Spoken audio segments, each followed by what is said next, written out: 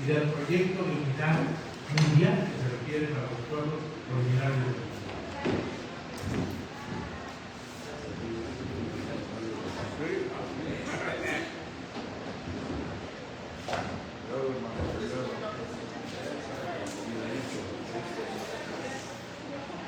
Disculpa, nosotros venimos de Iztapalapa y hoy en Iztapalapa por las inundaciones hay una tremenda protesta y tuvimos que dar la vuelta hasta Socamones. sí, Socamones, pero bueno, entonces eso nos quitó 40 minutos para poder llegar, pero bueno, estamos aquí. Agradezco, a ver, es que esto es un mensaje internacional, por favor, para Sudamérica.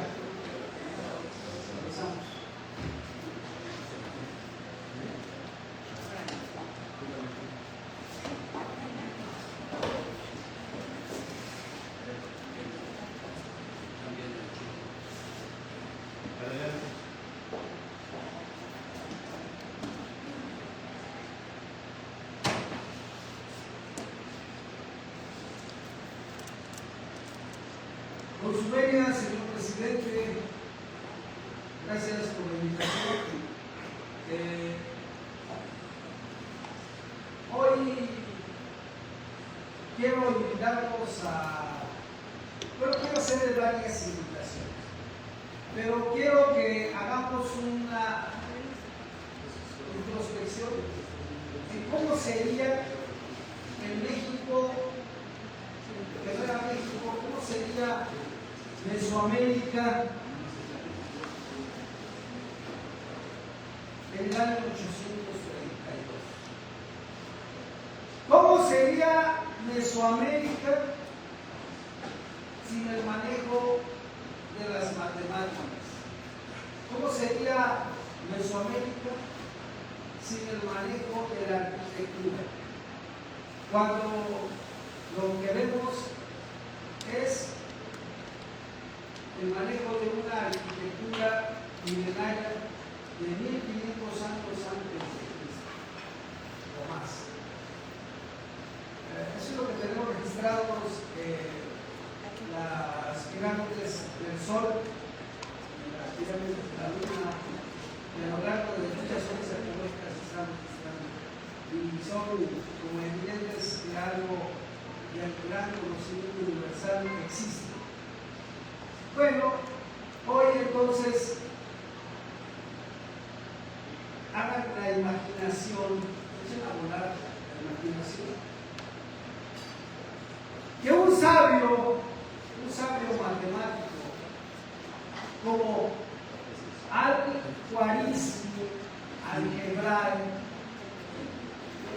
no tienen por qué saberlo, pero Al-Khwarizmi Al-Gebrae, bueno, si alguien sabe quién es Al-Khwarizmi Al-Gebrae, que levante su manita para poder complementarlo. Porque Al-Khwarizmi Al-Gebrae es el que creo que haber visto en la prepa, con 1432 ejercicios de álgebra que juntó el doctor Baldón, Aurelio Baldón, un matemático cubano antes de la Revolución cubana, que terminó dándole a la dictadura los derechos de autor pedido, que se llama álgebra de Baldón, y en cuya portada está el mago de las matemáticas, Al-Khwarizmi Al-Gebrae, el padre del álgebra, puede decirse. Bueno, entonces quiero que vean de qué tamaño era el matemático persa, que era el padre de las matemáticas y del álgebra. Bueno, y si lo juntamos con Al-Ashmishtahin, y también lo que significa quién es el Al-Ashmishtahin. Bueno, apenas el mes pasado, los que están enterados, los que les gusta mucho la investigación, o al menos les llegó por ahí en su WhatsApp o en su Face, se registró el nombre del matemático que hizo uso del cero. Mientras los persas lidian tenían del cero, el matemático maya ya sabía que había el uso del cero. El uso del cero se representa una concha, pero sí una concha vacía. Una concha vacía, otra vez, llego a la primaria donde les enseñaron los números mayas.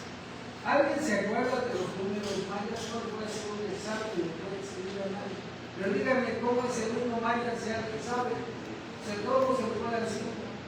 ¿Alguien sabe cómo se escribe el maya 1? ¿No? El maya 5. No tenemos por qué saberlo. No es un examen. Bueno, el maya es una puntito. bolita, un puntito. El 2, 2 puntitos. El 3, 3 puntitos. El 4, 4 puntitos. Y el 5, pues una redita. Ya tenés el 5. Bueno, resulta que ese matemático maya desarrolló una computadora de 19 gigabytes hace muchos años, no sé cuántos, pero muchos años, 1000 años, 2000 años, los que quieran. Entonces ya tenemos al padre del álgebra, algoritmo, algebra. Ya tenemos al padre de las matemáticas mayas. Aquí. ¿Se acuerdan? Que cuando eran niños, a lo mejor no lo recuerdan, pero teníamos 66 años y cuando hicimos esto, había un ejercicio que se llamaba el juego de King. ¿Alguien lo recuerda? De la Rosa, el juego de King. Era hacer cálculos con. Ese era el juego de King. Sí, ya ven que sí está en su cerebro. Solamente en el momento que dejaron de usar, ya nosotros nos acordamos. Bueno, de eso les quiero hablar. ¿Cómo? De eso les quiero hablar. Del manejo de las matemáticas. Ya tenemos entonces al sabio albanismo. Tenemos aquí el sabio maya. Y ahora sí, entonces, ¿cómo era el cero? El cero, el punto es 1, el 5 es raya. Pero el cero es el que inventan los mayas. El cero es una concha vacía. Entonces te preguntarás por qué una concha vacía. Porque la ausencia de valor es una concha vacía. Mira cómo se representa la conchita atravesada vacía. Y ese era el cero. Mientras que Odiseo, Ulises, Alexander Magno todavía hacían sus cuentas con los números romanos. Tampoco podrían pedir que se sepan los números romanos, porque eso ya no lo enseñan. Pero sí les exijo que sepan nosotros, los sedentones, saber cómo era. Y tus alumnos de la Facultad de Economía, es maestro de Yo esto de la Facultad de Economía y obligo a mis amigos a que se aprendan eso. Y entonces, don Víctor tiene que saber cómo era el número 1 en romano. ¡Don Víctor! ¿Cómo era el número 1 en romano? ¿Alguien que levanta la mano y dice? Un palito. Nosotros que somos viejos, ya un palito ya es mucho. Un palito. Un palito. ¿Y el número 2? Dos palitos, ¿no? 2 palitos. ¿Y el número 3? No, ya es esa es una exageración. 3 palitos, 3. ¿Y el número 4? un palito y una vez. Un palito Y una vez. y una D. A ver, ya nos vamos conectando porque hace rato así. Ya, número 4. Y entonces, el 5, a ver, nadie diga, levante la mano, ¿quién sabe cómo se hace 5 en romano? Amor y más. Eso sí se las entiende. Entonces, y ahora que juntas al gran Pitágoras, un nombre feo, pero se llama Pitágoras. Pitágoras. ¿Quién de los Pitágoras? mayas. ¿Y cómo se llamaba el de los persas? ¿El vagón? No se puede olvidar. Al-Juanis ni al-Quebrar.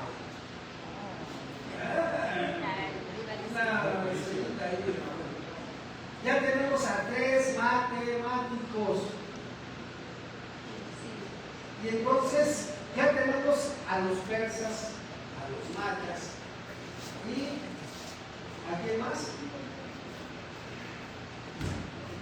¿A quién más?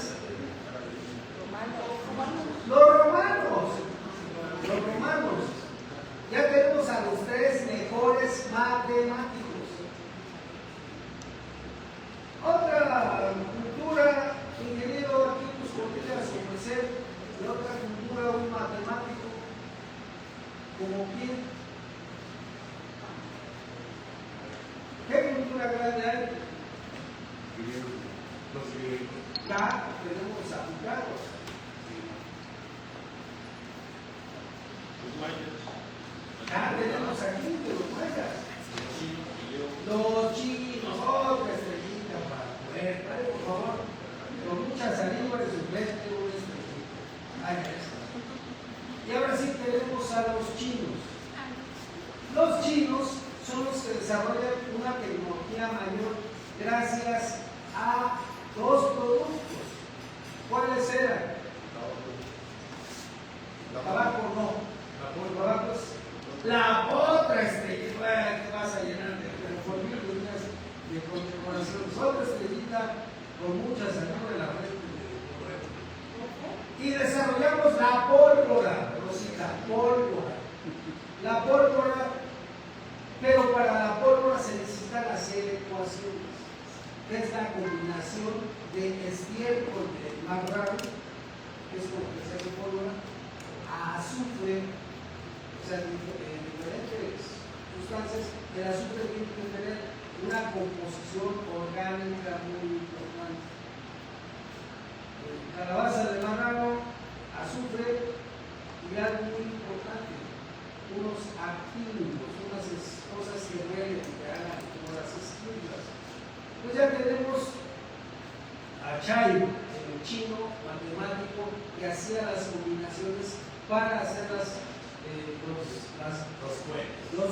otra, no era para hacer bombas, era para hacer fuegos pirotécnicos.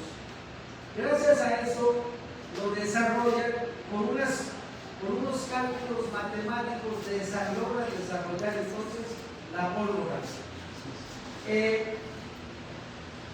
Pero llega un hombre muy importante que se llama Marco Polo. Marco Polo era un mercader que servía en Génova, donde vivía el gran mecenas, el duque de Médicis. El duque de Médicis mandaba embajadores por el mundo para que le consiguieran nuevos productos.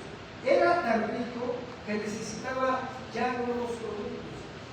El duque de Médicis tenía el mejor oro, tenía las mejores pieles exóticas, tenía las mejores telas, pero no tenía algo que producían los chinos. ¿Qué era, Roberto, que es el alumno destacado? Otra estrellita para Roberto. Ya lleva 3 veces, ya es una presunción. Ellos tenían la seda, y con la seda empezaron a hacer productos muy codiciados dentro de la nobleza europea. Esto se desarrolló con el cálculo de las estrellas para poder hacer el cultivo de el que produce la seda. No digas, ya llevas 3. No, a ver, ¿quién demonios produce la seda? El gusano de seda. ¡Otra ya! Se alimenta de morenas. Hojas de morenas. Hojas primero tienes que sembrar las moreras y eso produce un gusanito, ¿cómo se llaman los gusanos? No, no es una larva, es un gusano. Bueno, pues un bichito de eso llega y empieza a hacer cera y después eso lo extraes, haces un hermoso. Por cierto, los de Santa María, de San Luis Potosí son los mejores. Hay una canción, ¿se acuerdan? El rebozo de Santa María. Ahí, mi papá le compró un rebozo a mi madre que se llevó toda su quincena. Pero lo práctico era de la rosa, ¿sabes cómo se probaba? Que el rebozote tenía que pasar por un anillo. Si no se deslizaba todo el rebozo en un anillo, no era seda. Y la seda no era la que se producía en San Luis Potosí, es la que se produce en China. Pero para que se dé el cultivo de la seda, necesitas calcular la posición astronómica. En Chile, se da mucho el asunto de la seda, porque tienen pimientos. Pero si no calculan el momento para para que este animalito rastrero empiece a trabajar, si no calculas, no se da. Y por lo tanto, el Chay, el matemático, ideó los tiempos de cultivo de la parcela. Pero todo esto era con ecuaciones matemáticas. Si no haces el cálculo exacto, no se da. Acá en México nos enfrentamos a otro problema. Los aztecas desarrollaron una medición que se llama tonalpohualli. El tonalpohualli es medir precisamente los días, dividir 360 días. Y algunos de ustedes me dirían, ¿cuántos días tiene el año? Eso se tiene que saberlo. El calendario gregoriano dice 365. Sí, pero los aztecas querían 360, porque 4 días y medio se llamaban Nemetonemis. En esos días eran los días de recogimiento, ayuno, ruego, llanto y oración. Esos días la gente se encerraba. Creo que era entre 12 y 17. Se encerraban y nadie salía. Todos estaban en recogimiento ayuno. Eran veintenas. Porque tenía que coincidir. Porque hoy ustedes tienen cuatro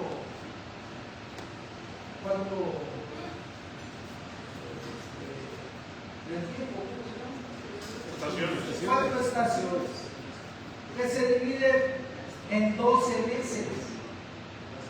Pero necesitábamos a un matemático que se llaman nacuios, los Temachtianis,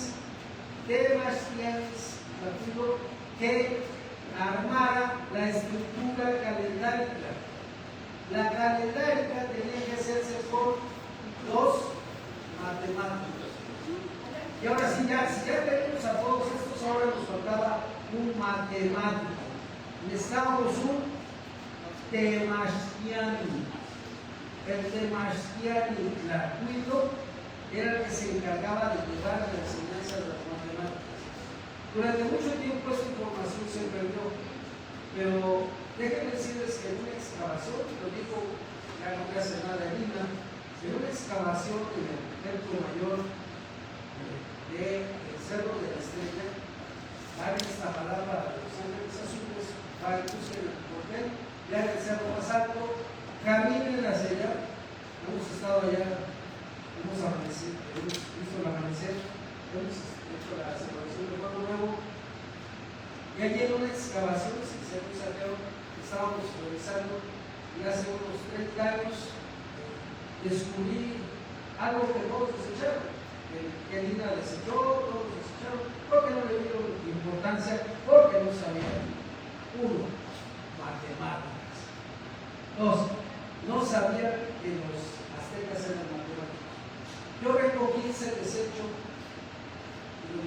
casa y me dijeron, ¿para qué quiere basura? Hicimos los cálculos y demostramos, ya con estudios posteriores, algo maravilloso que se llama Nepohualcinci. El Nepohualcinci es una computadora de 19 gigabytes. Aquí hace un año yo traje el Nepohualcinci, que es un brazalete que tiene 19 gigabytes. Y eso se activa en forma. ¿Alguien vio Predator? En inglés, en español, depredador. Predator. Bueno, Predator, para los que no saben inglés, se llama depredador. Y ese pelado venía de otros planetas a cazar, de cacería.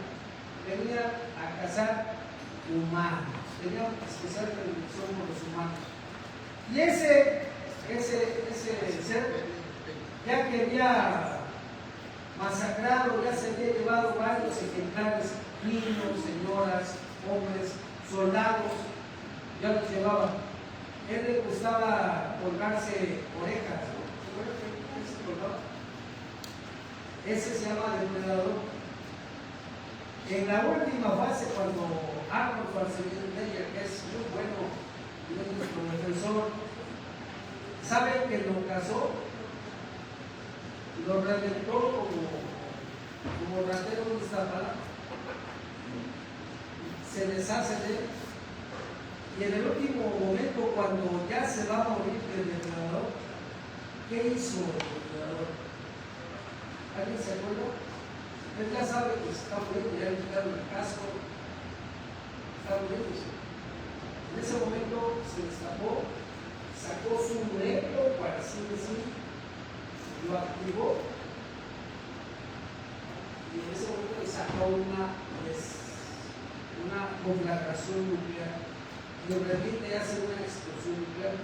Arnold estaba ahí, estaba dándole cocotazos, se echó a correr y alguien sabe cómo no murió de la explosión nuclear, se salvó.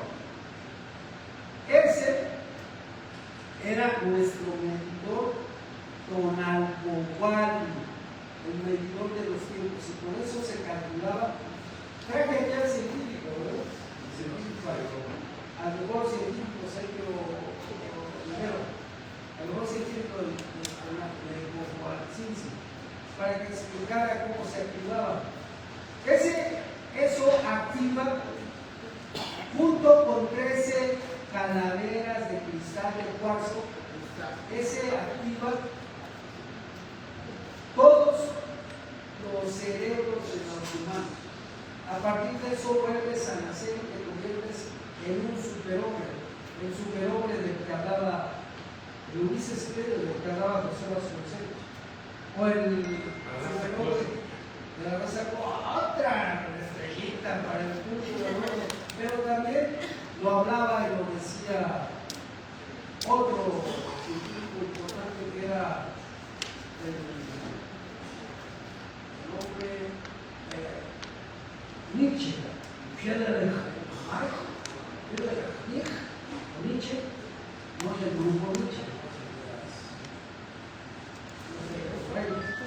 Él desarrolló en el superhombre todas las cualidades que se desarrollan por el Nepohualcinci. Si alguna vez se ve posibilidad para que nosotros tengamos al científico que tiene, bueno, el Nepohualcinci, el original, no se lo digan a nadie y no vaya con chismeadita, pero el único original, el verdadero, y el que está construido con las piezas cuarzo, ámbar y turquesas, el único, Roberto, yo lo tengo y tú lo has tenido en la mano. Y te lo has puesto. Ese es el original, ahí lo tengo. Cuando quieran, invitamos al científico para que nos dé una plática de esto. Pueden verlo, lo ven ustedes que tienen teléfonos caros, busquen cuando la mamá de Harash Unish, Bakal, recibe el trono, lo primero que le regala a su mamá es la computadora. Ese era el poder, el que pudiera controlar las matemáticas del tiempo. Eso era lo que iba a lograr mantener la unión de toda Mayapán, de todas las ciudades-estados de los mayas. Aquí lo tuvimos y aquí nos enseñó. Bueno, ahora sí, otra vez, retomamos. Ya tenemos al matemático persa que se llama Al-Khwarizmi.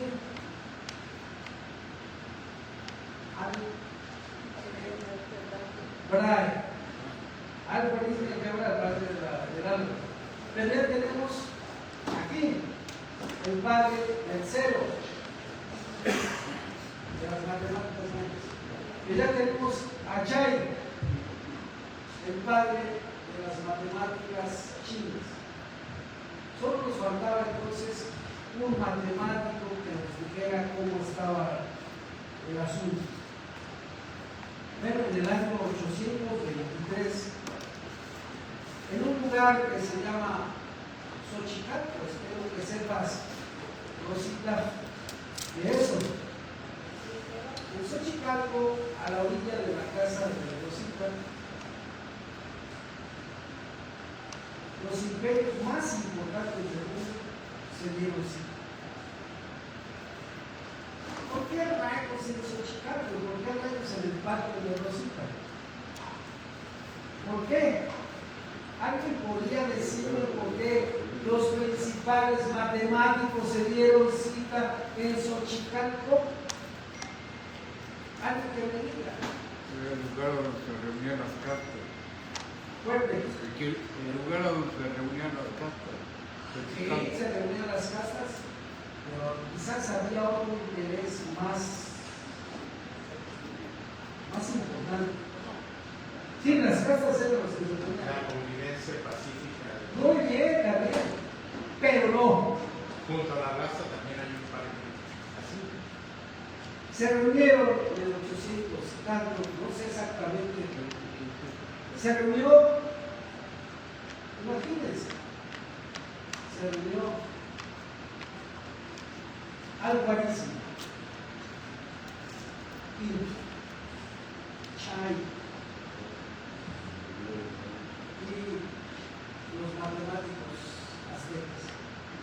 Se reunieron todos en un lugar que se llama Xochicalco. Xochitl, flores. Cali, casa, o lugar, el lugar de la casa de las flores. Y me corresponde, por orgullo internacional y por historia, el gran mérito de haber fundado en Xochicalco, Morelos, a nueve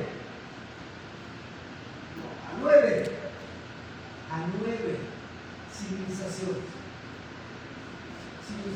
mayas, griegos, Pitágoras, los que fueron a la prepa habrán sufrido con el teorema de Pitágoras. Ojalá y algunos se lo supieran, Marco, antes se supiera el teorema de Pitágoras fuerte y claro. Más fuerte, lo que dices es maravilloso. El cuadrado de los catetos es igual a la suma del cuadrado de los El cuadrado de muchachos, él sí terminó la prepa, no como estos que hicieron el examen y sacaron. Y que ahora sí los van a planchar por haber hecho fraude. Cuando yo fui a estudiar para la prepa, una niña de 13 años, una niña de 13 años. Yo venía del desierto de Durango, de las zonas del silencio, donde la materia principal era agricultura, ganadería, apicultura, rotación de cultivos. Si te das cuenta, yo vengo de haber estudiado en una escuela técnica agropecuaria. Entonces, las delicias del álgebra no las conocía. Hasta que la comadre de mi hermana mandó a su hijita que era experta en álgebra. Y esa niña de 13 años, a este niño de 16, que no sabía ni la más remota del álgebra, ¿qué crees, Roberto? Me enseñó algo. Yo acá me tuve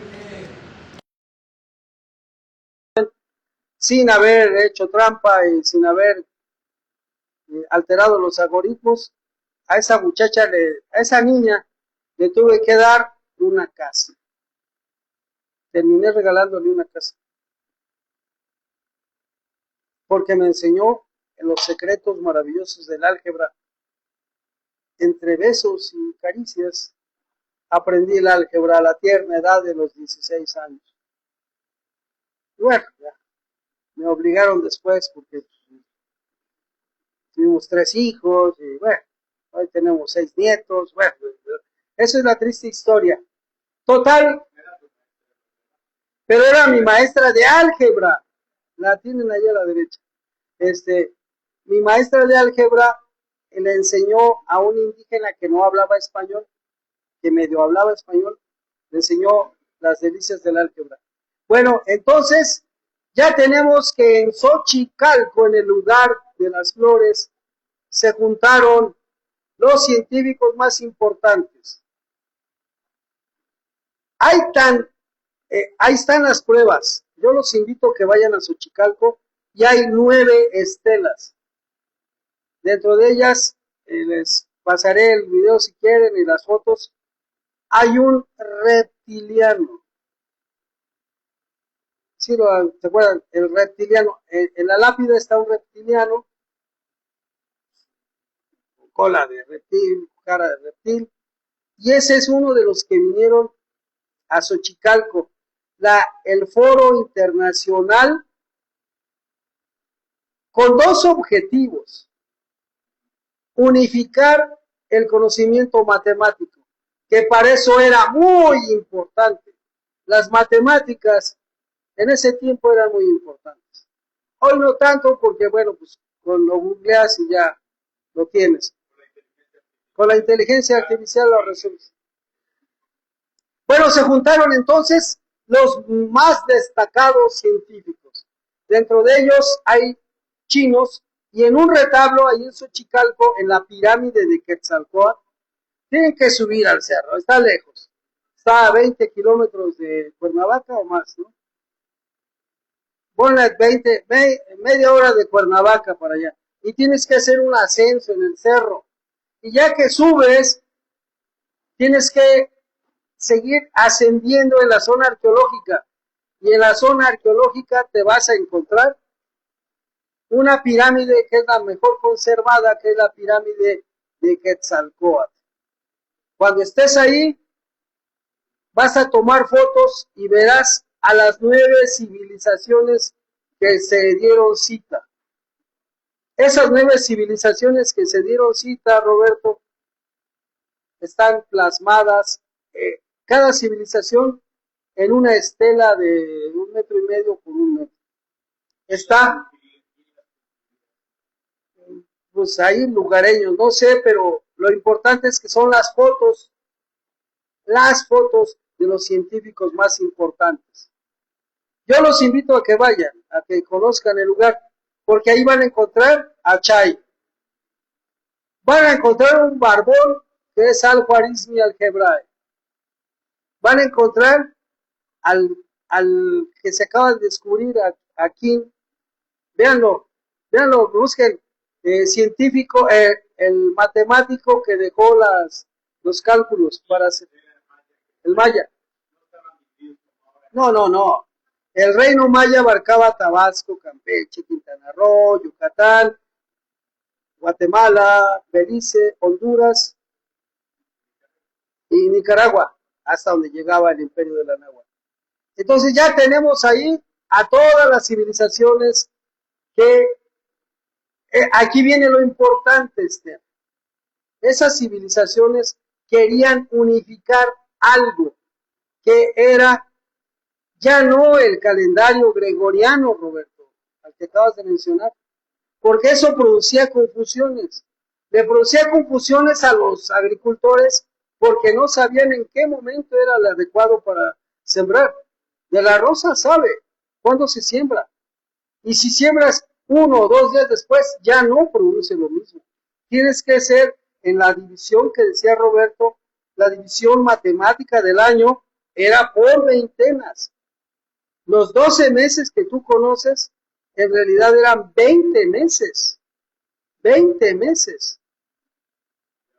20 meses de a 20 días. Y dejaba 5 días para llorar, regocijarte, orar y ayunar para que el sol volviera a ser esplendoroso. Cuando ya lo tienes todo junto, ya puedes sembrar. No sé si en Oaxaca se siembra igual allá, ¿eh? Ponciano, ¿se siembra igual en Oaxaca? Roberto, ¿se siembra igual? Ahí pregúntale si se siembra igual. ¿Sí siembran igual o no? Como las veintenas. Si no siembras igual, se va a producir poca producción. Ajá. No, por eso, pero los temporeros, los graniceros, claro, hay el pelo, los que tenemos todavía el orgullo de tener pelo, bueno, qué abundante cabellera tiene de la rosa, pero los que tienen pelo se tienen que cortar en cuarto creciente, no cualquier día. Si te lo cortaste en cuarto menguante, te vas a quedar calvo, porque contra la matemática no se puede nada. Por eso los greñudos, como él, como de la Rosa, o como el propio Roberto, se cortan el pelo en cuarto creciente, para que crezca. Si te lo cortas en cuarto menguante, te vas a quedar con frente como de Drácula, así unas entradotas, y te vas a quedar a la postre sin pelo. Ahora sí, ya que tenemos a todos los matemáticos, solo nos faltaba los seres pleiadianos. Y tenemos un pleiadiano en ese retablo, en Xochicalco. ¿Y para qué entonces se juntaron todos los científicos? Persas, mayas, griegos.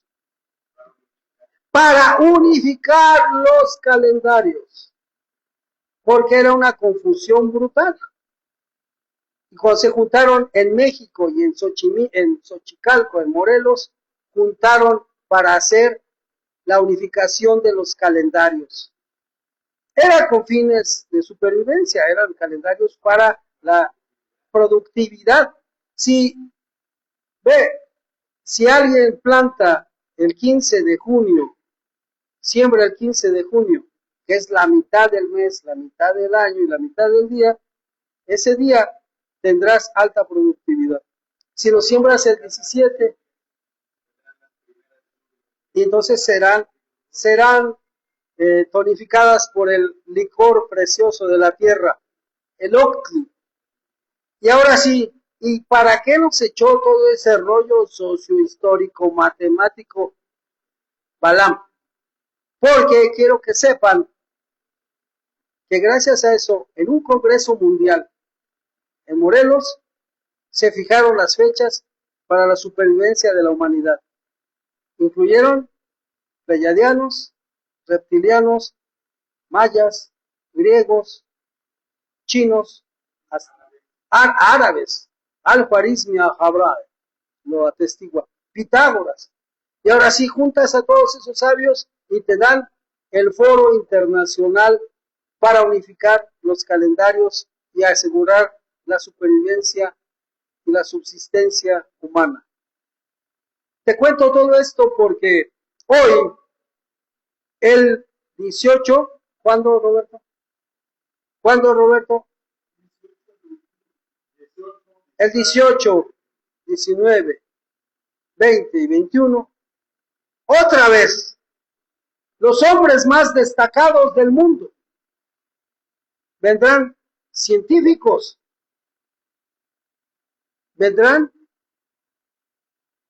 chamanes, vendrán graniceros, vendrán temporeros, vendrán nahuales. Bueno, nosotros de la Rosa vamos a poner los nahuales. Nosotros vamos a llevar nahuales. Es de verdad. Eso se convierte en el perro enfrente de ti. O sea, charlatanes, no. Nosotros vamos a llevar nahuales, vamos a llevar los que te hacen limpias y sahumadoras. Vamos a llevar científicas como Amalia, la abuela, ¿cómo se llama? Amalia Salas, la abuela, que con sus manos durante 50 años ha curado. Amalia ha curado la tierra con sus manos santas. Todos tenemos manos santas. Amalia ha curado la tierra. Vamos a llevar curanderos, no hechiceros, eso es basura del diablo. No, vamos a llevar científicos, temporeros, graniceros, nahuales. Todos ellos nos vamos a dar cita. Y ojalá estés ahí, Rosita. Ahí estés, porque vamos a llevar a los científicos más importantes del mundo indígena, Roberto. El mundo indígena se va a dar cita. Ahí vamos a estar. Espero verte para que tengas mucha actividad como ahorita. Vamos a estar los científicos, vamos a estar los historiadores, vamos a estar los ensoñadores como yo, vamos a estar todos los que soñamos con la unión de los pueblos mexicas. Y ese día será el tema más importante que hablemos, Roberto. Lo demás no va a ser importante. Porque ese día, 18, 19, 20 y 21, se darán cita, hermanos, mapuches. ¿Cuáles más, Roberto? Incas.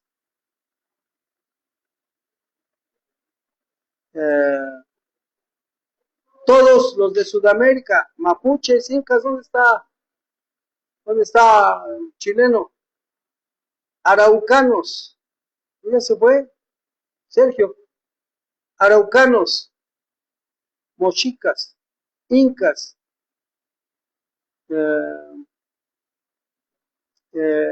bolivianos,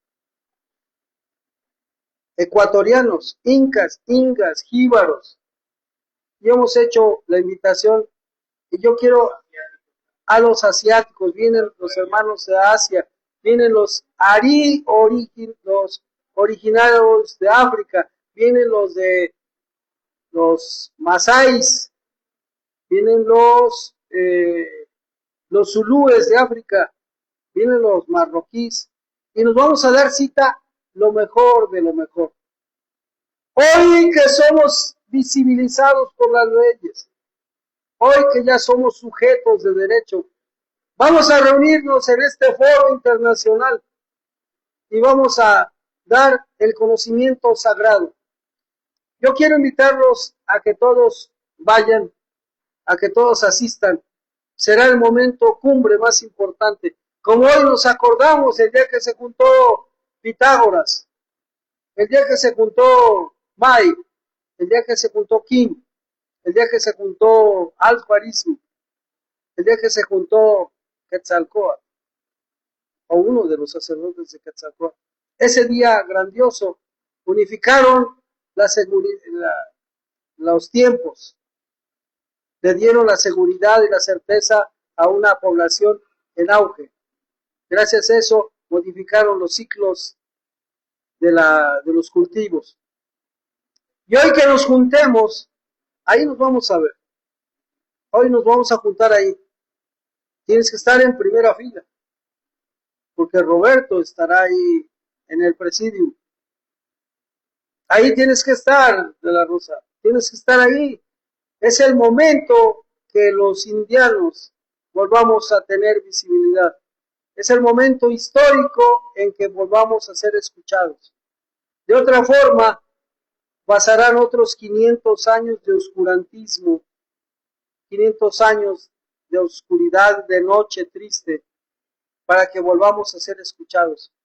Hoy los invito a que vayan al Foro Internacional de los Conocimientos Ancestrales. Hoy creo que es la oportunidad que te integres con tu idioma. Tu idioma no es lo que hablas. He estado en París, en Francia, y ellos hablan francés. He estado en España y ellos hablan español.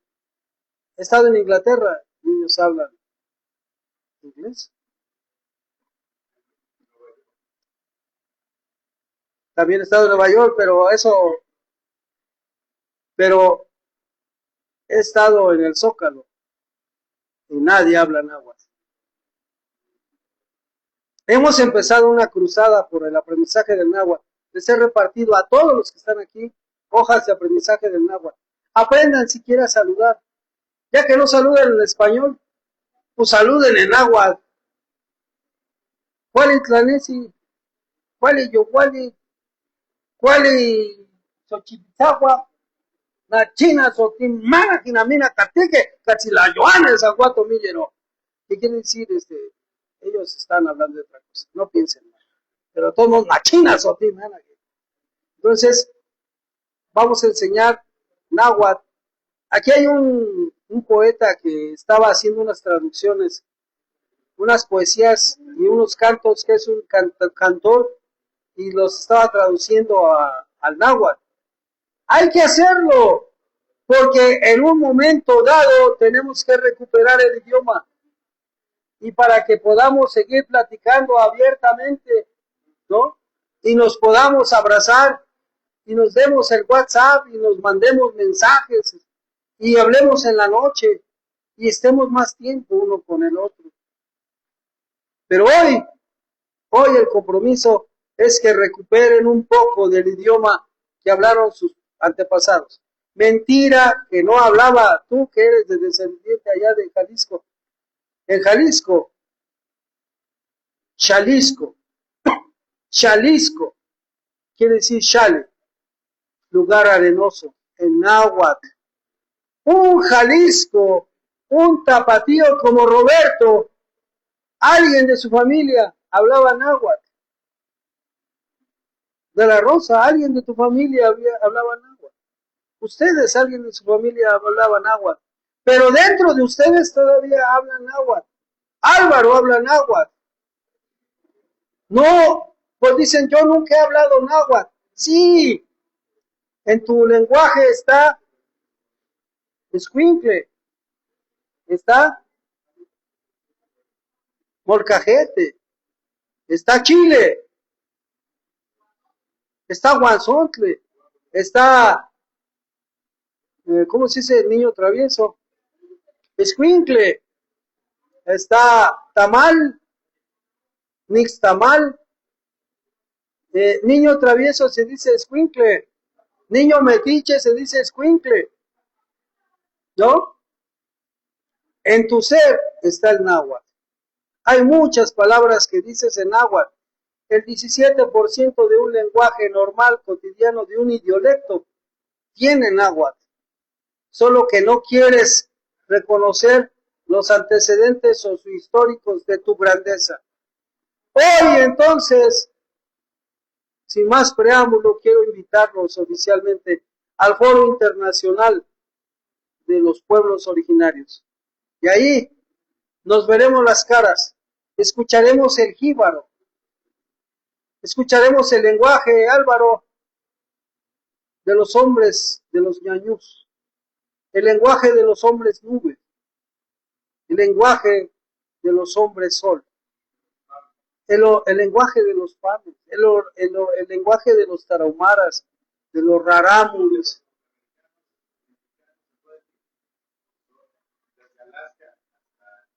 Desde Alaskahuac, ¿qué quiere decir? Agua de piedra, piedra de agua, es cielo, hasta Nicajaráhuac, ¿qué quiere decir? aquí termina el imperio de la náhuatl. Se hablaba el lenguaje, la lengua madre o la lengua señera, que era el náhuatl. Solo que lo has perdido por vergüenza. Tus abuelos empezaron a avergonzarse. Nuestros abuelos nos pegaban para que no habláramos náhuatl, para que no se burlaran de nosotros. Pero hoy que tenemos visibilidad, vamos a recuperar el náhuatl. Hoy, déjenme decirles, les quiero adelantar, anoche concluimos el libro trilingüe. Está en español, es el lenguaje de los euroinvasores y que tenemos que hablar, pero está en náhuatl y está en inglés. Nos llevó un año, 8 meses. Es un libro trilingüe con 17,000 palabras, poemas de Nezahualcóyotl, del rey poeta, y algo así como 200 frases como te quiero mucho, no me olvides, acuérdate de mí, en náhuatl. Ese es mi pequeño esfuerzo, y ese es el esfuerzo de la directora de coordinación y del apoyo de Mónica. Un reconocimiento a Cecilia García y a la princesa de Iztapalapa, que ya concluimos entonces el libro trilingüe. Y vamos por el libro en maya. Yo soy el supervisor, ya le pusimos traducción libre de Balam para que no haya reclamos. Muchos hablarán mejor que yo el náhuatl. Si lo metieras a pensar, que son como 10,000 cerebros que están juntos, pero Pon atención, ve lo que dice Roberto. Otra vez, Roberto, es que no estaba distraída, le voy a soltar un borradorazo.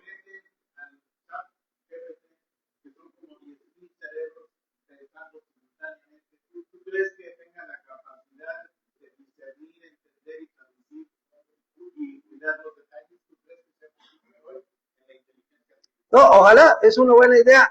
Yo humildemente hablo maya y hablo varios, pero también hablo varios idiomas y eso hace que yo hice la supervisión, pero habrá variantes del náhuatl que no manejemos nosotros. Yo hablo el maya clásico que se enseñó el monje. Sí. No, yo hablo del maya del sureste, maya de la selva lacandona. Ese es el maya que yo aprendí para poder entrar a la primaria. Pero hablo mazateco y hablo mixteco para poder entrar a la secundaria en Huautla de Jiménez, en la casa de María Sabina. María Sabina es la tía de mis sobrinos, porque uno de sus sobrinos se casó con mi hermana Patti, a la que ustedes conocen.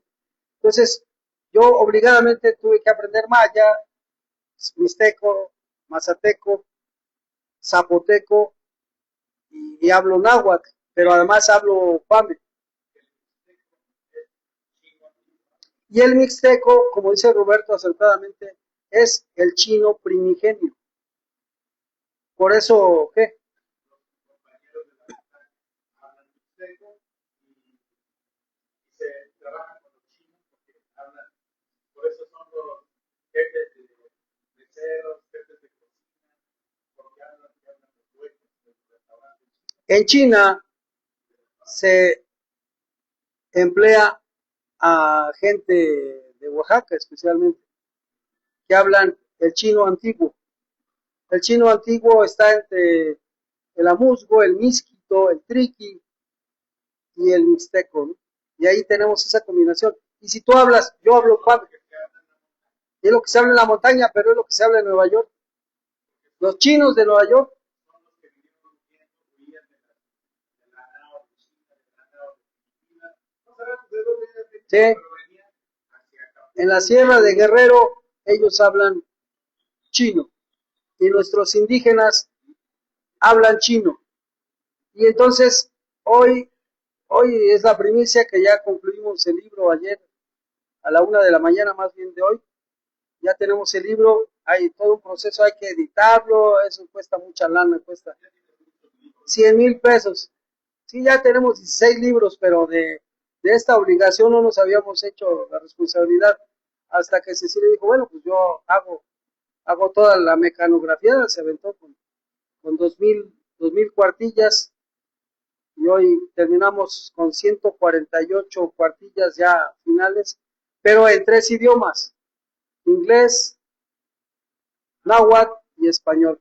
Y vamos por el maya, por el mixteco, no, zapoteco, pero ahora lo vamos a hacer a otros idiomas.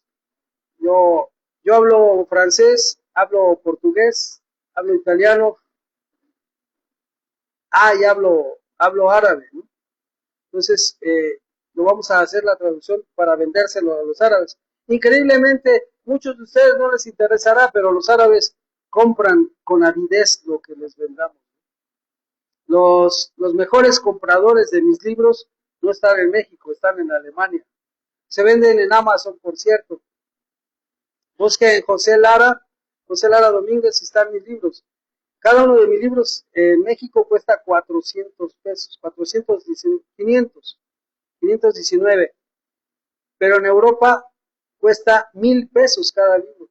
O sea, mi mercado es más interesante en Europa que aquí los nacionales no les interesa la cultura. Pero en Europa las universidades, déjenme decirme que en Europa el Tesoro de Quetzalcóatl, mi cuarto libro, está como base en la Universidad de Sorbona, en París. Ellos tienen mi libro como libro de texto. Ese libro, para los que no saben, lo copió Netflix, hizo la serie Bandidos, y tenemos demandado por 113 millones de dólares a Netflix por haber plagiado en mi libro. Nosotros lo tenemos registrado en Washington, D.C., en la Biblioteca Central, y en México, por pura casualidad, porque la verdad yo no le veía futuro, pero Netflix sí, hizo una serie preciosa, y ahora los tenemos aquí a Netflix. Y ahora, pues, claro, se lleva mucho tiempo, me dijeron, pero ya tenemos, y hay la promesa, ya la presidenta dijo que se va a hacer cargo, que va a ayudar. O sea, les vamos a sacar 113 millones de euros. No me va a cambiar los euros, no me cambian, yo lo sé. Seguiré viniendo, seguiré visitándolos, con muchos guaruras, cuando sepan que que vencía a Netflix. Todo esto fue para que sepan que hay un foro internacional del cual no se pueden perder. Ese foro internacional, yo quiero agradecer como colofón. Nos falta el colofón, el colofón, no Colofiux, Mónica, pongan atención, ¿cuál Colofiux? Colofón. Vamos a formar entonces, quiero agradecer todo el esfuerzo que hizo Roberto Villaseñor, que le gusta platicar con su amigo de hace muchos años, de La Rosa. Quiero agradecer a Roberto. Hay muchas cosas que agradecerles, y una de esas es que en la Candonia, donde está el cadáver de Cuauhtémoc, Roberto, por su gestión, ¿qué crees? Logró que abrieran una estación del Tren Maya, Roberto. Yo les dije que le pusieran el nombre de Roberto, pero decidieron ponerle Cuauhtémoc. Ay, sí, ya perdiste. Pero gracias a la intercesión de Roberto es una persona humilde, sencilla, pero además de muy platicador y muy amable con todos, ¿qué crees? Y que no le importa lo que le diga el orador, le vale, no importa. Y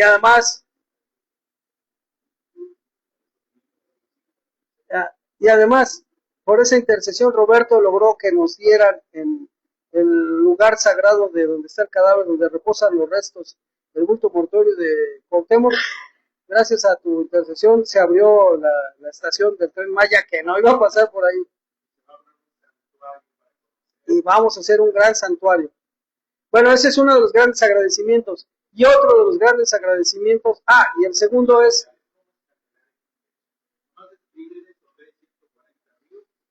¿se acuerdan que Cortés le quemó los pies Jaime, tú sí te acuerdas, le quemó los pies a Cuauhtémoc. ¿Se acuerdan?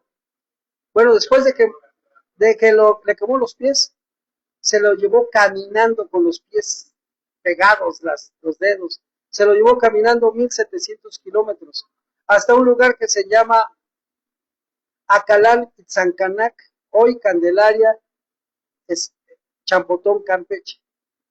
Los que sepan de por allá del rumbo, en ese lugar que es el corazón de la selva lacandona, cuando los mayas locales vieron que llevaban como un perro arrastrando a Cuauhtémoc, se iban a rebelar en contra del euroinvasor, y para acabar con el pleito, de ahí surgió: muerto el perro, se acabó la rabia.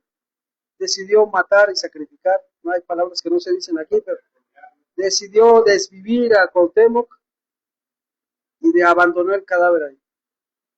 Y se fue a la conquista, lo colgó en una ceiba y lo dejó para que las aves, sí, para que como testimonio, para que no se volviera a rebelar ningún pueblo. Y él se fue a conquistar a las Iberas, hoy Honduras, Belice, Guatemala, El Salvador y Nicaragua. Ahí, y entonces ahí lo enterró, ahí lo colgó, y desapareció el cadáver. Cuando regresó ya no estaba colgado. Lo llevaron y se lo llevaron a un lugar maravilloso, que es lo que me pide Roberto que les diga. Ese lugar hoy se llama Candelaria, Campeche. 77 ríos confluyen en ese lugar.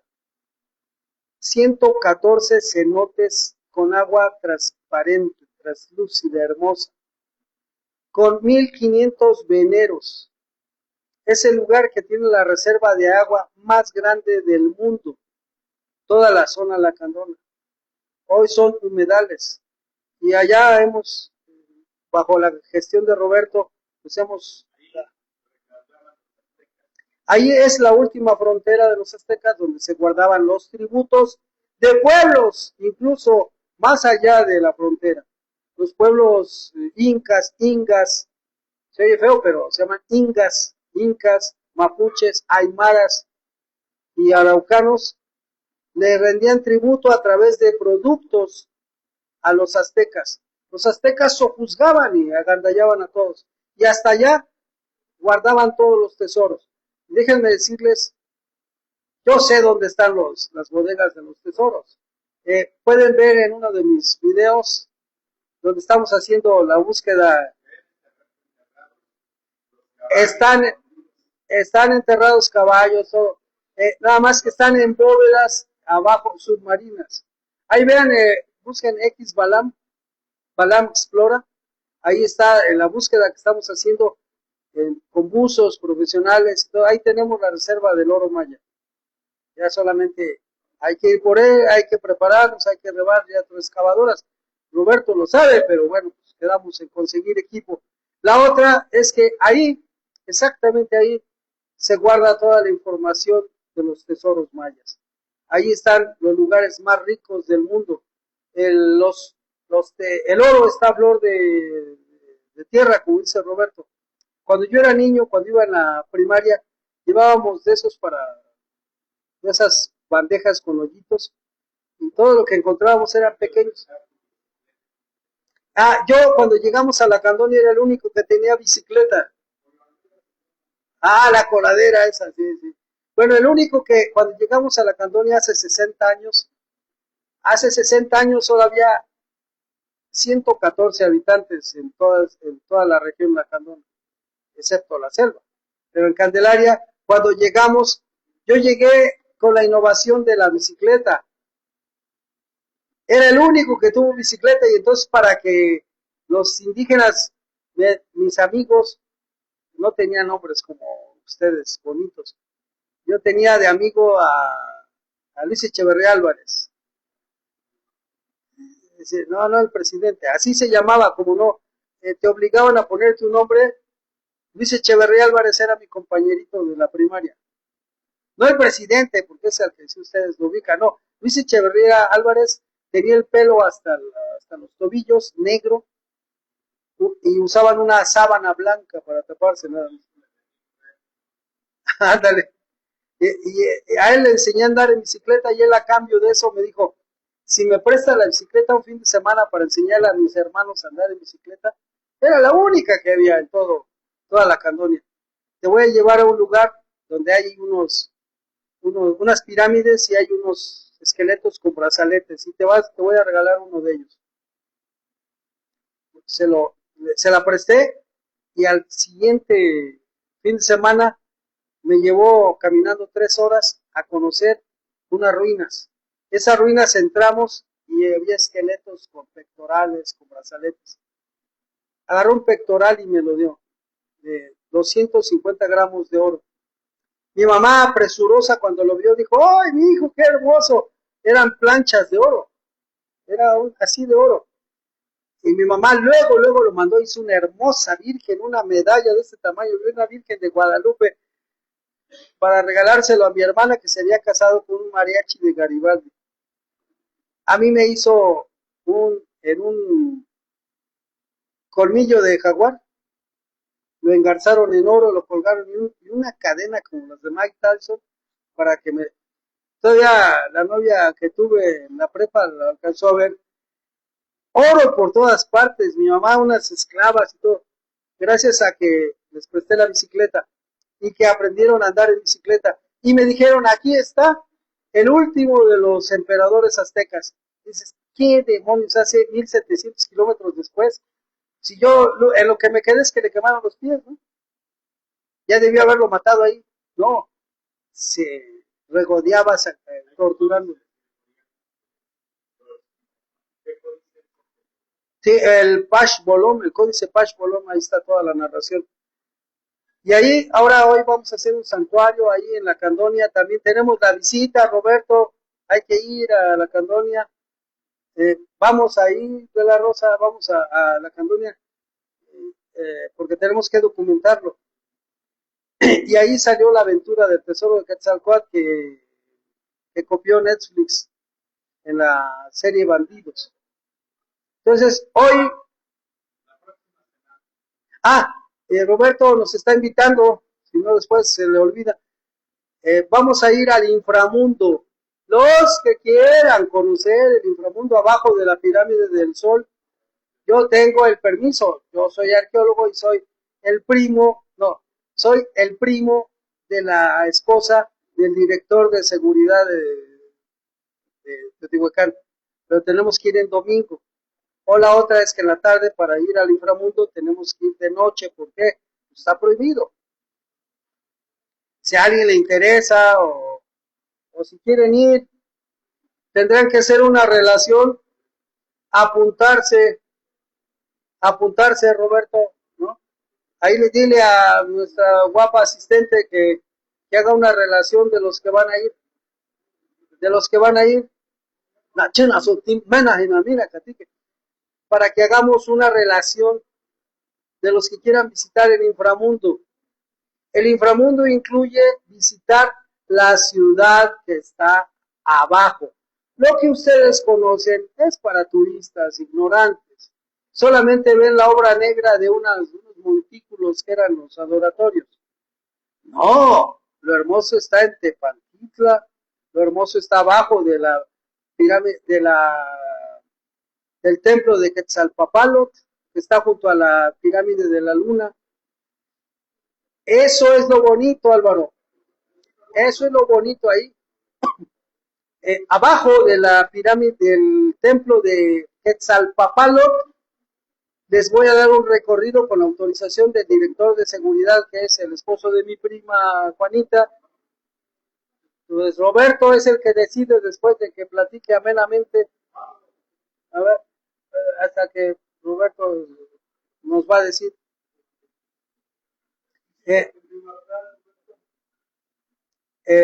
Vamos al inframundo. A ver, es que déjenme decirle que es aberrante que cuesta 240 pesos la entrada. Entonces, si van conmigo, yo pago las entradas y puede ser que entremos con el jefe de seguridad, que es mi primo, que es el esposo de Juanita, mi prima, y tenemos acceso al inframundo. al inframundo sí hay que, es un ejido, hay que darles, llevarles un obsequio, ahí, darles 10, 20 pesos por persona. A Sergio, que es el líder de los ejidatarios. Pero vamos a visitar el inframundo, vamos a visitar el templo de las mariposas, vamos a visitar el templo de los bebedores, vamos a visitar el templo de las flores, vamos a visitar la embajada oaxaqueña también. La embajada de Oaxaca se encuentra ahí. La embajada maya también está ahí. Ahí es lo que podemos ver. Entonces, creo que sería una visita maravillosa. Hemos hecho, la vez pasada que fuimos a Roberto, en su honor, le hicieron el juego de pelota. Nada más que Roberto dice, no hombre, hay moscos, hace frío, pues es que eran las 11 de la noche y esos no podíamos sacrificar a nadie. Ya era muy tarde, ¿verdad? Y entonces aquellos dándoles manazos y no podían meter el gol y nosotros necesitábamos ya para cenarnos al que perdiera. Y total que quedaron empates y querían irse a tiempos extras y Roberto dijo, no, yo ya me voy, vivo muy lejos. Y ya como iba a haber tiempos extras, es que el fútbol original no es el que se jugó para el negocio de FIFA. El juego original es el de los aztecas, ¿verdad? Salimos a las 8 de la mañana, pero nos dieron 10, 11 de la noche y el juego de pelota era muerte. Ya Roberto tuvo que indultarlos a todos. Dice, para mí todos son ganadores. Ya ves cómo es Roberto. Para mí todos, queridos hermanos, son ganadores. Ya. Nadie pierde. Váyanse con gusto. Ya. Y los otros, no, pues de una vez que se vea, a ver quién queda vivo. Y no, y luego no metía goles, quedaron 2-2. El equipo de, ¿qué era? Tezcatlipoca contra Quetzalcóatl, ¿no? ¿Quién era? Era el equipo de Quetzalcóatl contra Tezcatlipoca, la noche contra el día, y estos, no, pero, y claro, el ritual de las danzas, pero no déjenme decirles que no nada más se trata de pegarle una pelota, la pelota pesa 3,5 kilos, es caucho compacto, uno de una retratada de esas en la cara, te voltea, te deja de lado la nariz, pero además tenía otro grado de dificultad, era pelota ardiendo, era una bola de fuego que te achicharraba sus brazos peludos de Álvaro, se los achicharraba, porque le tienes que pegar con los hombros y todo, imagínate achicharrado los pelos rubios de Álvaro, los pelos de las piernas, pero brutos, se dan con todo, así se llama pelota de fuego, se llama Tlashco.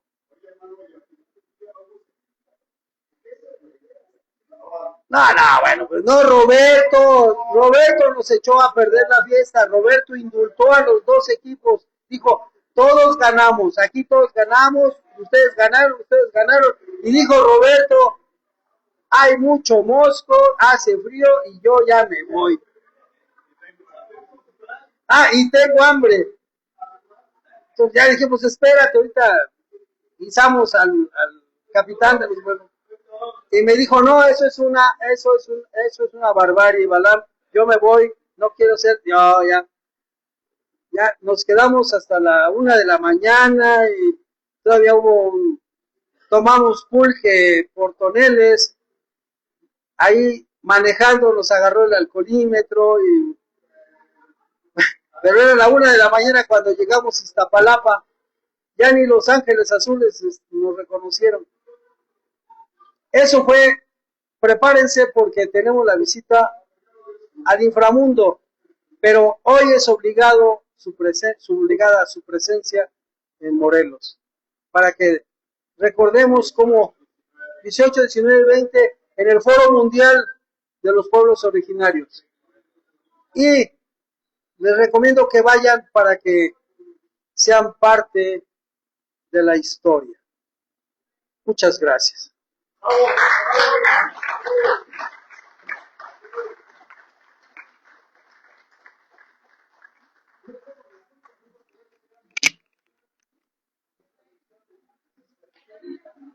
Pues muchas gracias, don Víctor. Importantes señalamientos históricos acaba de hacer Balam, y creo que todo el que se precie de haber ido a la universidad debe de entender esto y comprender por qué somos la raza cósmica, por qué en México están los hombres que van a ser el parteaguas de la historia de la humanidad, porque siempre nos preocupan las cumbres históricas, la cumbre del derecho, la cumbre de los pueblos originarios, porque creemos que de alguna manera tenemos que rescatar este mundo y tenemos que lograr que la Organización de las Naciones Unidas sea una organización democrática que verdaderamente imponga el orden en el mundo, porque de lo contrario, pues estamos condenados a que los grupos de poder acaben con la humanidad. A cada rato los norteamericanos, ¿sí?, han estado haciendo planteamientos ahora en el estrecho de Hormuz, se han unificado chinos, rusos, iraníes, y etcétera, etcétera, etcétera, y pues todos están presumiendo a ver quién tiene más poderío. Y obviamente necesitamos que esto termine, ese avance, esa vorágine de violencia se pare.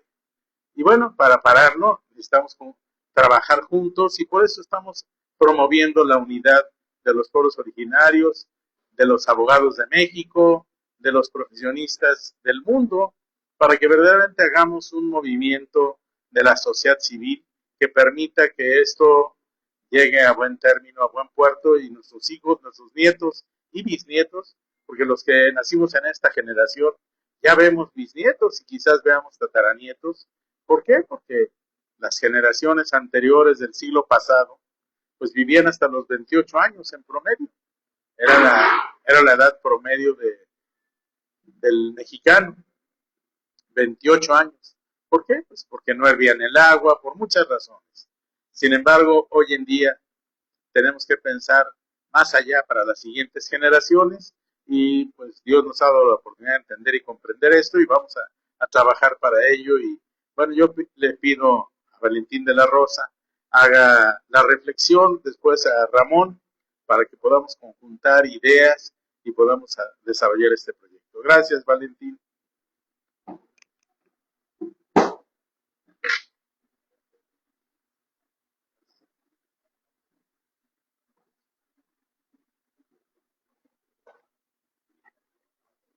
Pues, muy buenas tardes a todos. Sí, me escuchan bien, ¿verdad? Quiero agradecer de manera muy sensible el que nuestro querido amigo Roberto y el Señor nos haya invitado a este encuentro, a donde todo lo que nos ha comentado nuestro hermano Balam es algo para reflexionar, porque muy pocas veces se habla de los pueblos y comunidades originarias de México. ¿Cómo convertir todo lo que Balam ha hecho para este México maravilloso?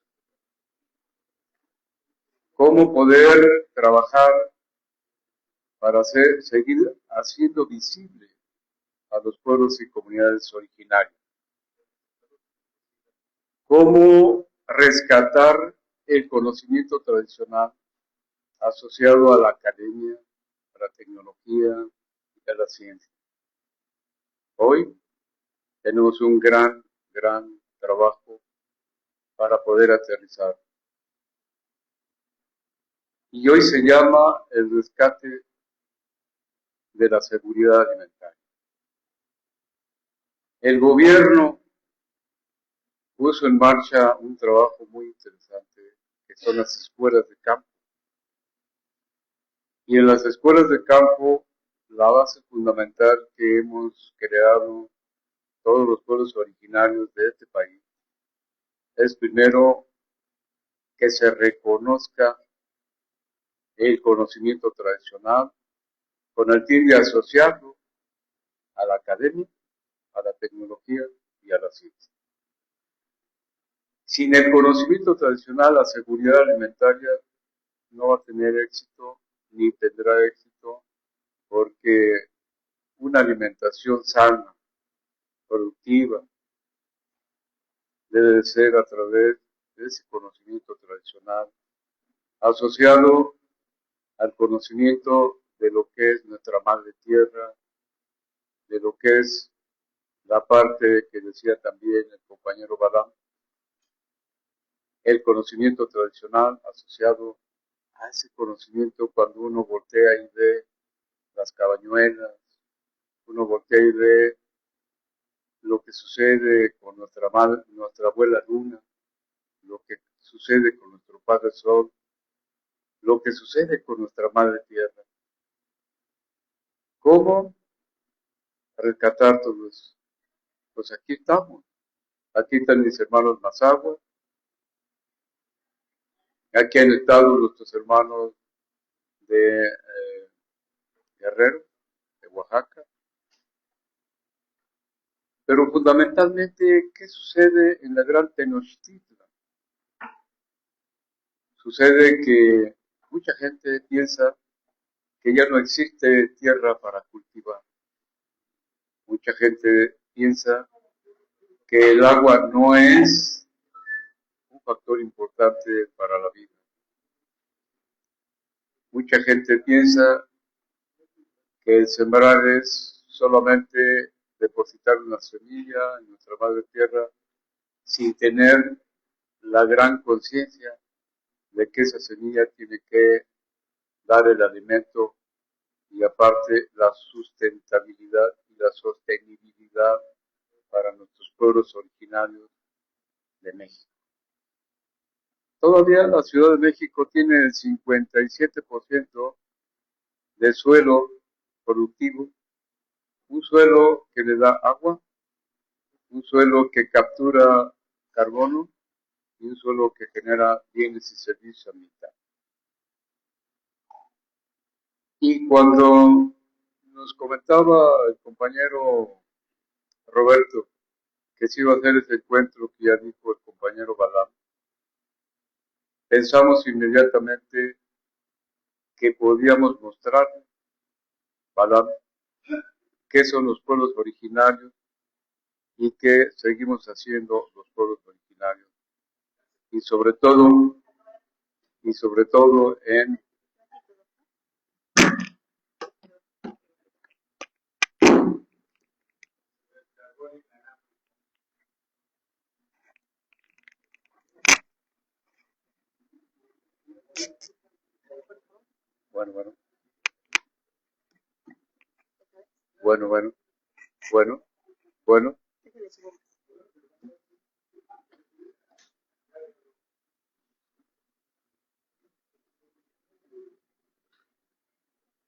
bueno, gracias. Sobre todo porque necesitamos mostrarle al mundo que los pueblos originarios seguimos siendo un factor importante en el cambio. Y un cambio no se hace de la noche a la mañana, un trabajo tampoco se hace de la noche a la mañana. Y nosotros pensamos inmediatamente invitarlos a un área que es un parque ecoturístico con carácter indígena, un área natural protegida,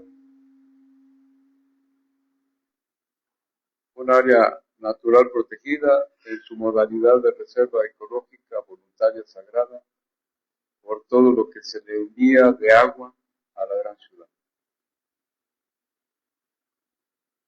Pero bueno, se va a hacer en Morelos.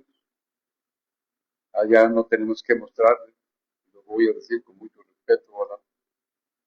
Solamente un lugar para celebrar la reunión, solamente un lugar para platicar nuestros conocimientos y capacidades. Qué bueno que nos podamos reunir. Eso es muy valioso también. Pero fundamentalmente quiero decirles, quiero ampliar todo lo que ya dijo el compañero Balam, porque decirles que este humilde servidor Valentín de la Rosa Sánchez es el más humilde de las personas que ustedes hayan conocido. Y quiero dejar un testimonio muy importante. Este humilde amigo de usted, desde que nació, acostumbré y le digo a todo el mundo que yo nací bajo de una higuera y mi madre fue una yegua mía. Y esto lo digo porque Valentín de la Rosa Sánchez es de origen tepaneca, soy purépecha por mi madre y soy ñañú del Estado de México por mi padre, mis abuelos. Y decirles que a mí me daría muchísimo gusto que hiciéramos una travesía en algún momento por lo que ha creado este humilde amigo de usted, porque es muy fácil hablar muchas cosas, pero a veces es muy complicado hacer lo que uno quiere y lo que uno piensa. Y San Nicolás Totolapan todavía tiene 2.304 hectáreas en la Ciudad de México, a donde están convertidas en un parque ecoturístico, a donde se generan cerca de 50 millones de pesos y tiene más de 3.000 hombres, mujeres y jóvenes que les dan trabajo. Y aparte del área natural protegida, se nos paga los servicios ambientales cerca de 50 millones de pesos al año. Por servicios ambientales tenemos la parte de CO2, que es la captura de carbón. Y eso, todo eso, a mí en lo personal lo hemos platicado porque aquí hay un hombre que nos ha ayudado, que nos ha apoyado, que sabe, que conoce. Y que ahí el partido que está en el poder, ahí tuvo muchas cosas que platicar y a partir de ahí ese partido se creó y a partir de ahí ese partido está en el gobierno. Pero San Nicolás Totolapa no está metido en la parte política. Nuestra política es la creación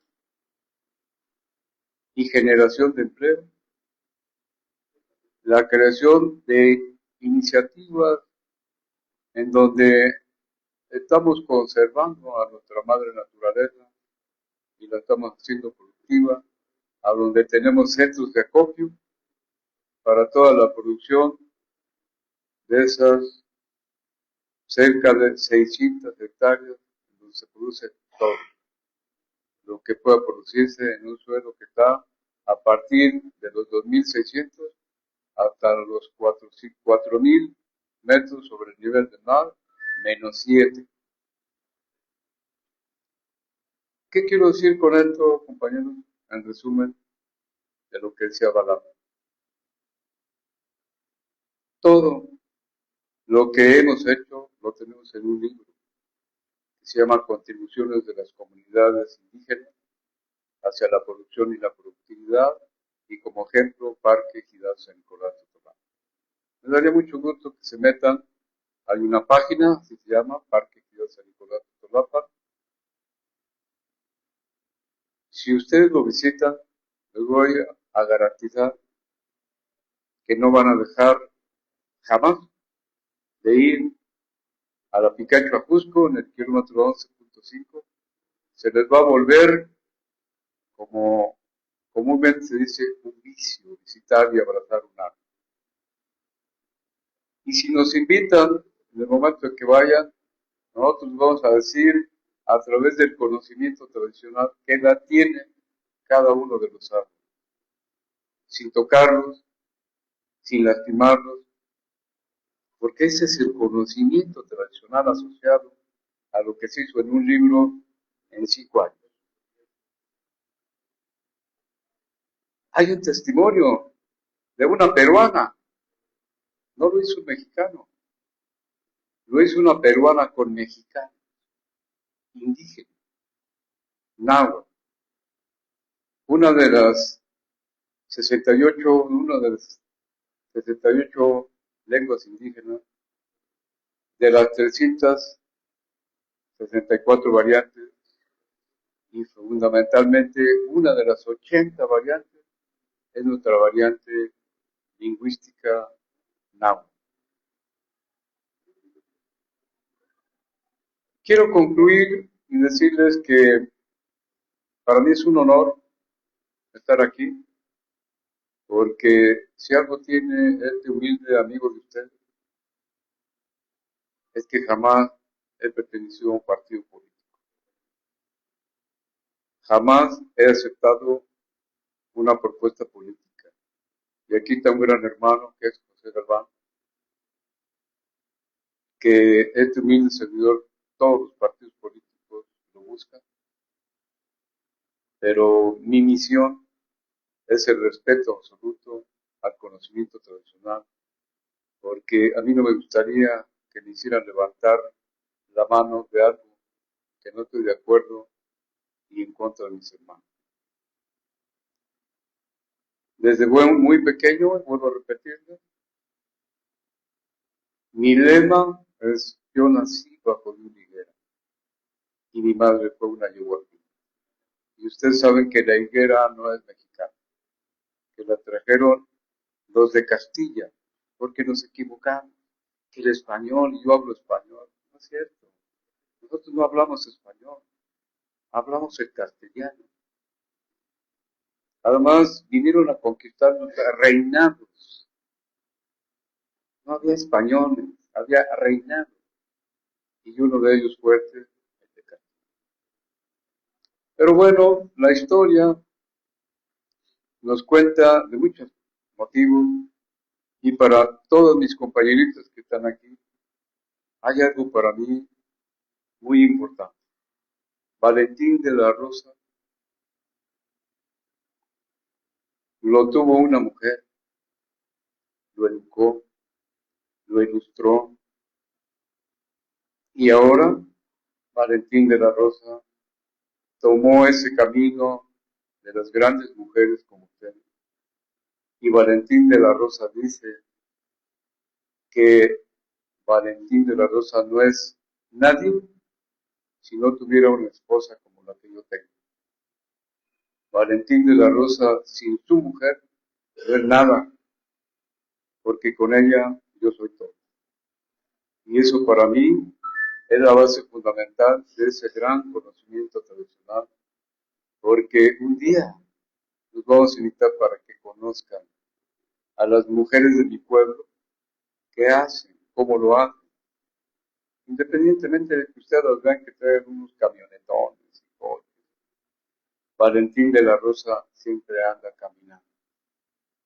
Valentín de la Rosa se puede venir caminando de San Nicolás de Tolapan hasta aquí para estar con ustedes. Eso es lo que a mí me enorgullece, son ustedes las mujeres. Porque sin ustedes, los hombres, no seríamos nada.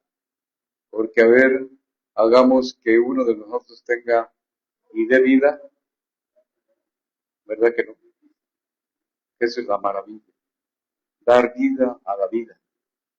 Y sin ustedes no daríamos vida a la vida.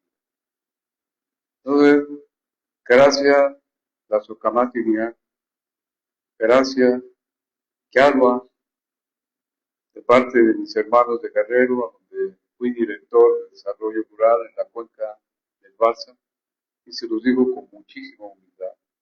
Tengo hermanos ahí un ladito donde está su gran presa, de mis hermanos del Estado de México. Y lo que decía mi querido hermano Roberto, hemos viajado por todo el país. He viajado 12 veces conociendo a mi patria. Hemos ido a Asia, África, Europa, etcétera, etcétera, etcétera, presentando muchas cosas, pero fundamentalmente con ustedes, con mis hermanos indígenas. Para mí la política es eso, rescatar el conocimiento tradicional, mi querido Alam. Y sí, eso es el principal enfoque para esta reunión de pueblos y comunidades originarias del mundo.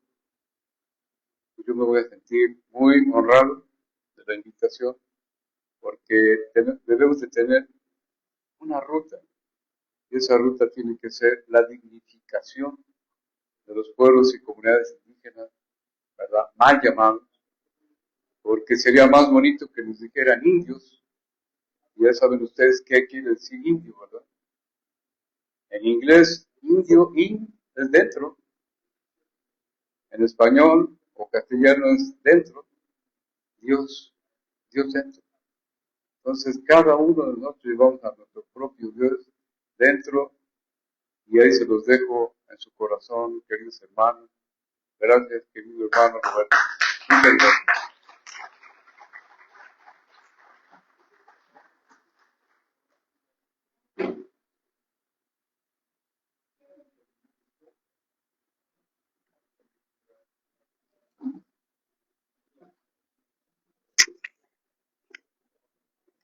Quiero agradecer a cada uno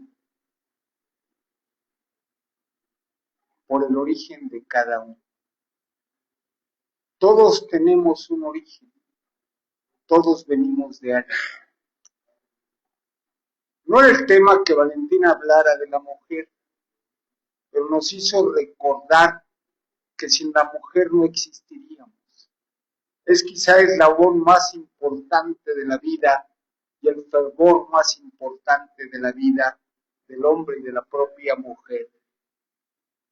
Pero entrando al tema de Balán de pueblos originarios, no hablamos solo de mixtecos, de zapotecos, de náhuatl, de mayas, sino de vikingos, de celtas, de chinos, de pueblos que han legado al mundo conocimientos ancestrales que tienen que perdurar y perdernos en el abismo de la poesía del náhuatl, del quechua, es perdernos en la vida misma. Pero abrir los brazos al infinito de que todos tenemos un origen y ese origen no se puede romper, se hace magnífica la vida. Y la vida es preservar el conocimiento humano, la medicina, las plantas, las carnes, los animales y sobre todo el respeto a cada uno de nosotros.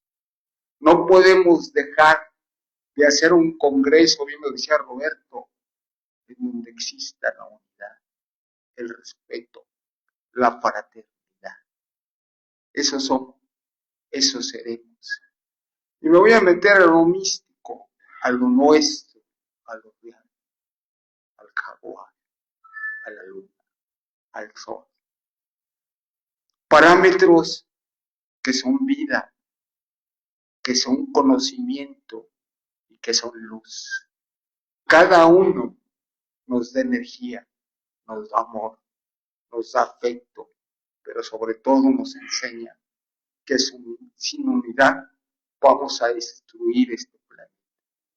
Y qué bueno que va a haber ese congreso donde las culturas del mundo se den cuenta que el mundo es uno. Muchas gracias.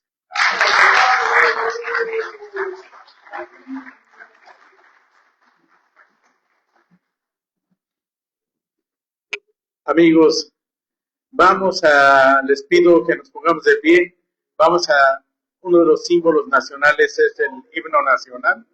Vamos a cantarlo y a tomar una fotografía y invitarles a los que todavía estén, porque hay algunos que se tienen que retirar, pero les voy a pedir que se tomen la fotografía con nosotros y posteriormente se puedan retirar. Pero adelante.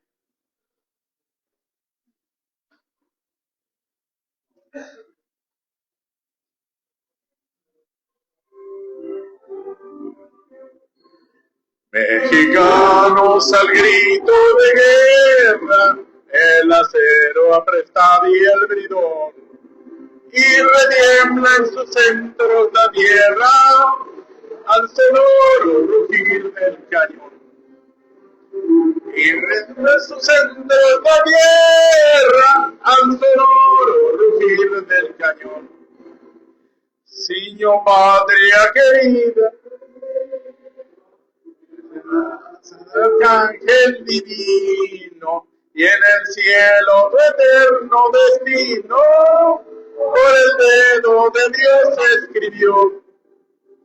Mas si osare un extraño enemigo profanar con sus plantas tu suelo, pienso, patria querida, que el cielo un soldado en cada hijo te dio, un soldado en cada hijo te dio.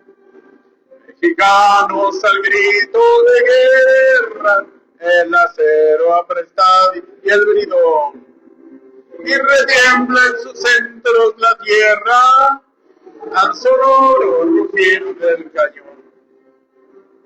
Retiembla en sus centros la tierra al sonoro rugir del cañón.